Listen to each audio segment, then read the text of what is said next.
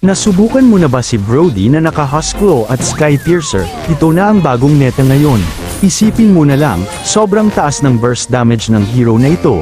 Sasamahan mo pa ng Skypiercer na mabisa pang finisher, Husklo na may critical chance, attack speed at lifesteal, warrior boots para sa stackable physical defense, ngunit maaari rin na tough boots kung ma-crowd control ang kalaban, Blade of the Heptasis para sa physical penetration at HP, Blade of Despair para mas mapataas ang iyong physical attack, at Malefic Roar para sa additional na physical penetration.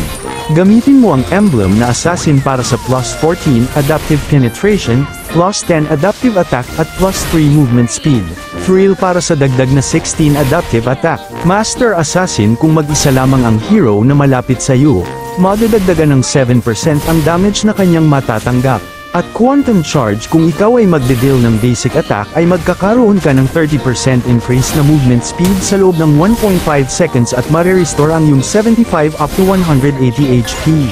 Karamihan sa mga viewers ko ay di pa naka-follow sa page ko. Sana ay may time ka para pindutin ang follow button para lagi kang updated sa mga tutorial videos na tiyak makaka-improve ng gameplay mo. At sa tingin ko'y hanggang dito na lang muna. Sana'y may natutunan ka, mag-focus parati sa game dahil lahat ay pwedeng manalo sa late game. Hanggang sa muli.